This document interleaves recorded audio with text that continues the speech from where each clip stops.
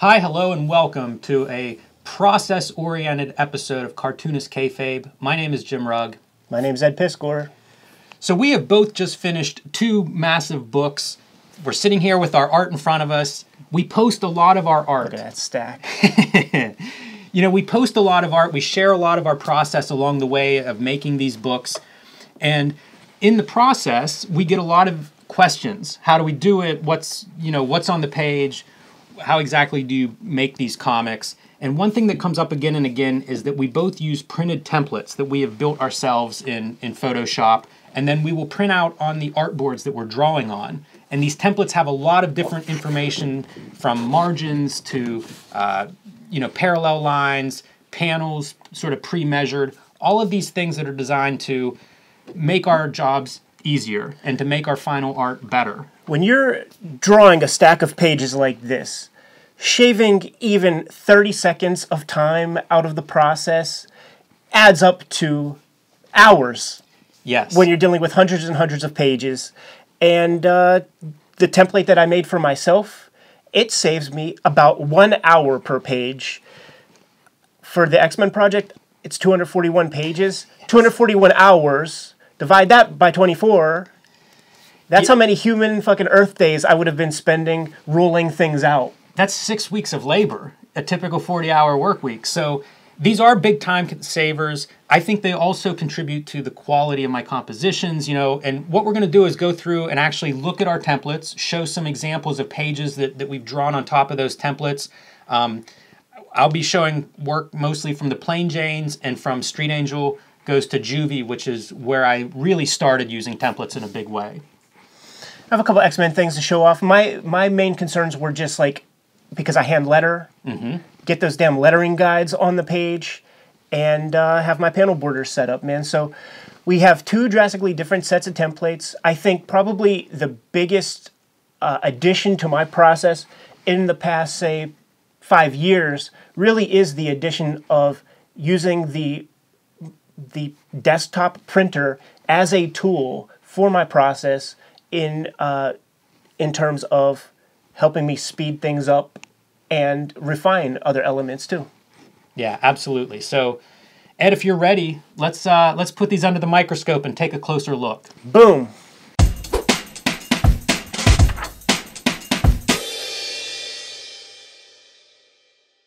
I started using a grid on my pages, a template, if you will, whenever I was drawing some of these Street Angel books. And I'm going to use Street Angel Goes to Juvie as my example. The reason the grid was used on this one is because all of the scenes that take place in Carceration are based on a different popular grid. So each scene, this is like a 9-panel grid, 8-panel grid.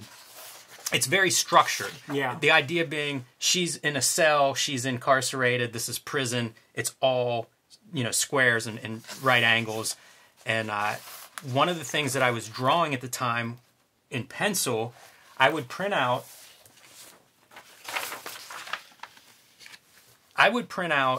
a very light blue template that I made that would show me things like margins to keep everything in order. But it would also allow me to create all of these grids very evenly and very quickly. Looks like a graph paper kind of grid. Yeah, exactly. And then very lightly I would have these pink lines, which are based on what I think of as like page architecture. And what these do, they reflect the golden ratio, so they have points of interest. If you're trying to design a composition that's kind of like harmonious and pleasant, these will show you some points of interest, like where you might want to have a character fall in or out of certain spheres, certain areas on the page in the composition. So I would do very rough sketching here. And the other piece that the very fine grid did, it allowed me to letter directly on here without ruling out any lettering lines. Because at one point, one of these Street Angel books, I just freehand lettered with no guides, no anything. And that was okay. I was happy to play with that. But having the graph-like paper meant I could letter very quickly while I was doing my roughs and kind of work everything out in the sketch layer. One of the cool things that I like about seeing these red grid lines for the golden ratio thing is I'm imagining in certain panels where there might be a little bit of perspective, and say a line was kind of close, you could just marry that up with these grid lines and it'll keep that integrity of this underlying structure. Yeah, that's a relatively subtle detail, but it is, like you say, if you're close, you just kind of maybe nudge something one way or the other. Like you can see a note here, move left 1 or 2 squares. And that's probably the reason, it's to kind of come inside of this space that's like a point of interest. And so once I would have a sketch layer done that I liked, I would go to my light box and then do a nice clean version, because I was drawing this book in pencil. You can't really erase and really work this too much. This is drawn on typing paper or photocopy paper. And what you're saying is there is no inking. Like, this is the final line that the reader gets to see on the page of comics that they buy. Yeah, absolutely. So it needs to be very clean. I'm going to increase the contrast more so it almost looks like an inked line where it's very dark, but I need it to be clean. I can't have smudges and erase marks and all of that stuff because it will show up.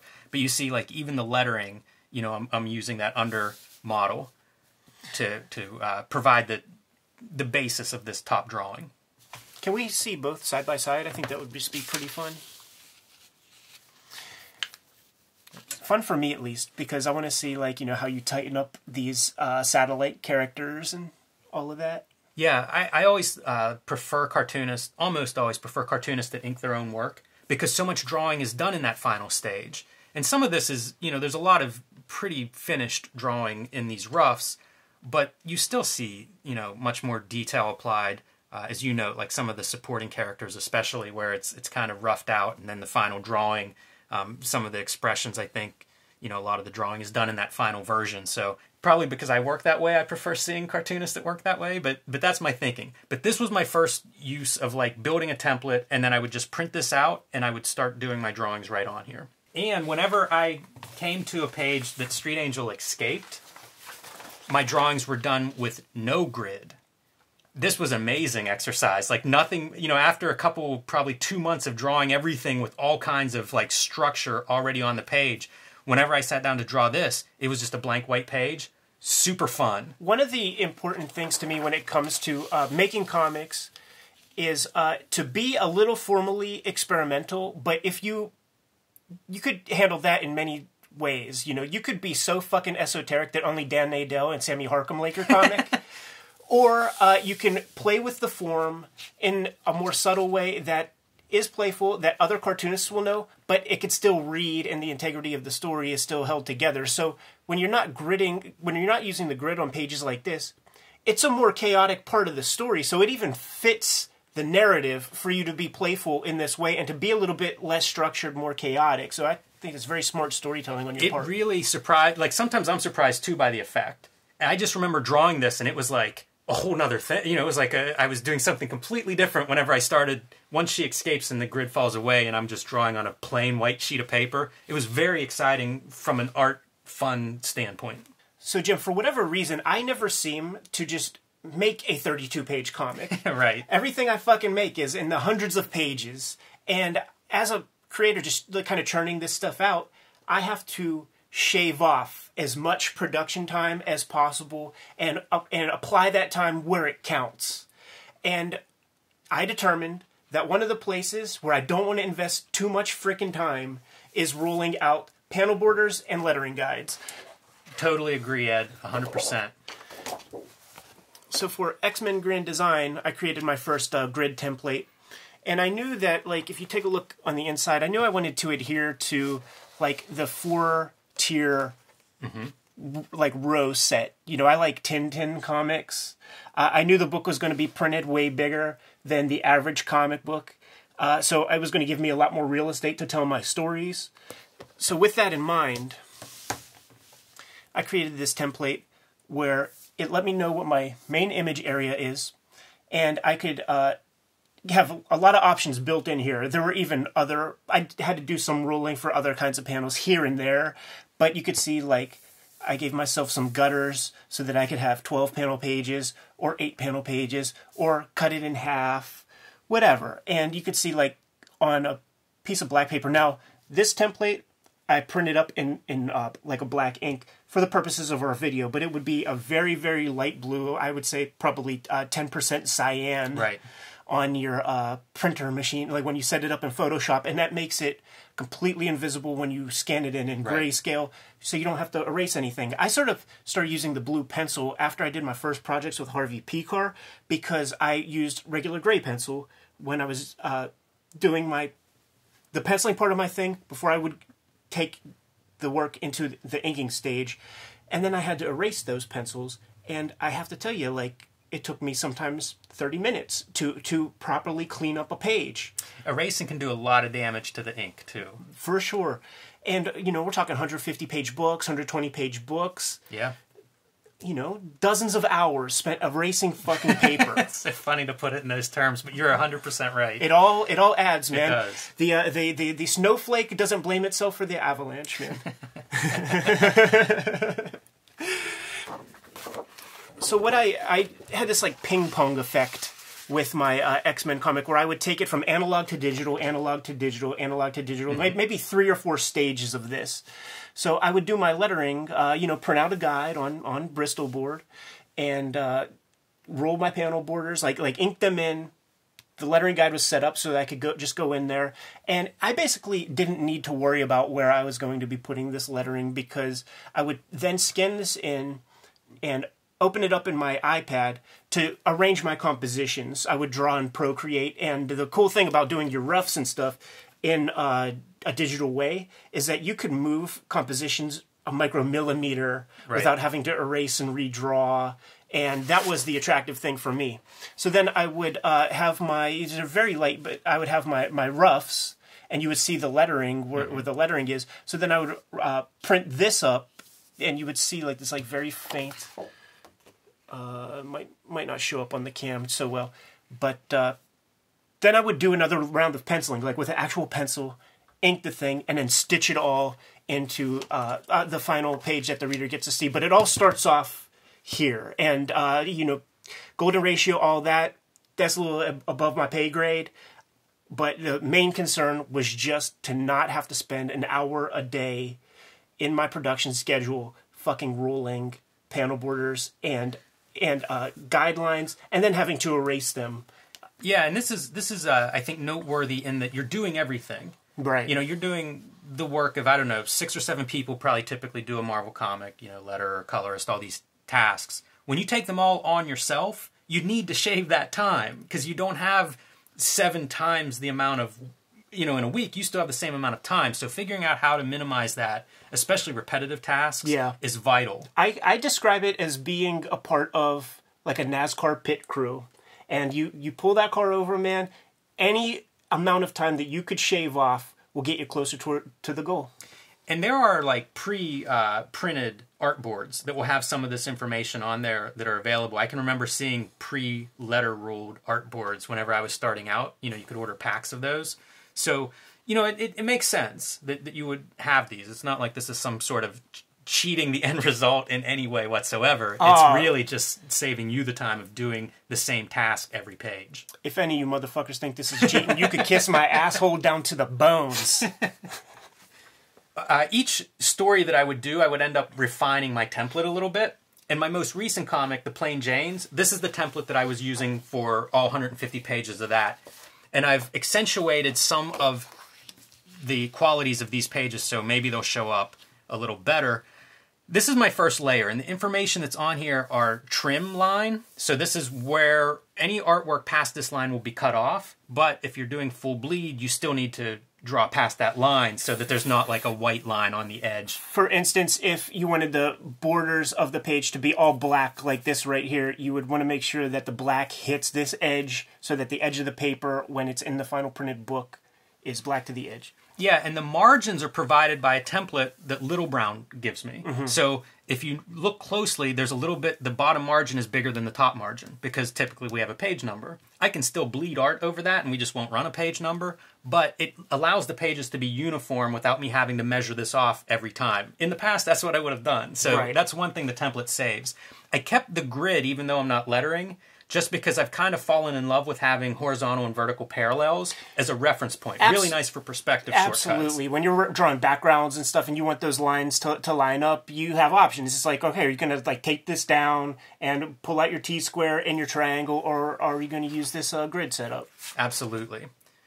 So this is another layer, and I have this file all set up in Photoshop. So what I do is go into Photoshop. I have my layouts, my roughs that I've drawn using this template as an underlayer, and I draw those on my iPad, send them off to the editor, make any edits that I need, and then I go to this template and I basically create the page that I'm going to draw, a combination of that layout reference and whatever notes or revisions may have come in. So after the grid layer, I have these pink lines, which are a little bit faint, but these are, again, based on golden ratio, they're kind of showing me points of interest. You know, if I have a group of characters doing something, I'm going to have them inside one of these circles, probably. And would the circle be the point of interest, or will this unit here be like what do you mean by point of interest? I'm curious. So these are just for pleasing compositional purposes, based again on the golden ratio. It's like one would fall here.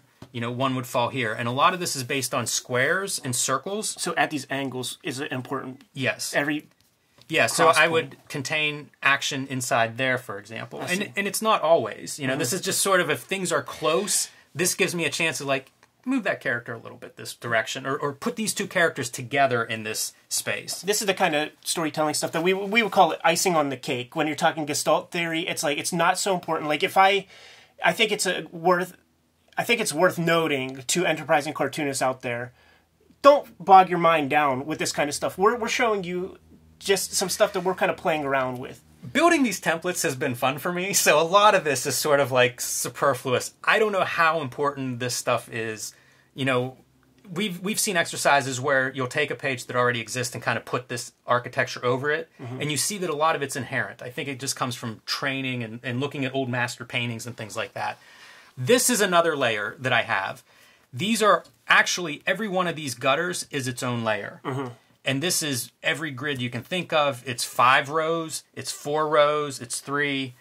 You know, I can do 8-panel grids, 6-panel grids, and any variation of those just by turning these on and off. And then I'll trim off the excess. So this is what I end up actually printing out. These are a couple of pages that didn't work for some reason, but I have them as examples. This is what I will run through my inkjet printer, and then I go to work drawing. But it gives you this idea, you know, very uniform gutters and panels, because why not? And here are a couple of examples of pages where you can see, you know, that fine grid, all of those marks underneath, just to kind of show how I might actually draw on top of this and what the end results may look like. And of course, I want all these scenes to be stand on their own, to feel like they're part of a scene, and then the next scene hopefully feels different. That could come from a very different layout. You know, I might go to 3 rows for the next scene. I might also shut off the grids. So at one point, this one character, Pain Jane, is putting on kind of a punk show. And for this one, I did away with everything except for the margin lines. That's the only thing that's on there. But there's no grid. There's no actual breakdown for, you know, panel uniformity. If you look, this one's a little bit taller than these. So this is roughly your 6-panel grid structure, except it's just eyeballed and freehanded. That's awesome, man. I might need you to send me the PSD to this for my next comic. I'm happy to do that. I actually share that on my Patreon, so that's not proprietary in any way. It's, you know, it's pretty basic stuff in my view. Just developed organically over the course of the last several books that I've done. It's been a time saver. It's been a drawing aid. Very, very useful. You know, once I started using my printer as one of the tools, and as you say, going back and forth between pages, printouts, hand drawings, and digital, why not? You know, I'm trying to do the work of several people as well. So any advantages I can get to that best end result, I'm going to take those. That's basically my template. You know, everybody who's been asking about these templates, that's really the rundown of what I've been using for the last couple of years. As I said, they do kind of ebb and flow depending on the book and what I need information on the page. But that's basically the setup and what I'm using and where I'm coming from. Yeah, I think it would be worthwhile to do more show and tell episodes where we're getting into process stuff. We don't like to leave the Kayfabers empty-handed. This time, there's not really a book to showcase to tell the Kayfabers to go out and seek out, but in the description, we can include a link to the Daily Motion channel for the Naoki Urasawa show called Man-Ben, where we get to see inside of Japanese cartoonist studios where they are some of those people have their own grid systems, and they have a far more rigorous schedule than you or I when it comes to deadlines. Sometimes these people churn out something like 80 pages in a month, and you can't do that without, one thing, the help of others, but also you got to shave off a little bit of time in the comic book making process, and you get to see further examples of that there. Like, follow, and subscribe. Leave a comment below. We have a Spreadshop merchandise store. You could support the channel that way. We have a revolving door of stuff that pops up in that shop, and we appreciate your patronage there. And until next time, read more comics.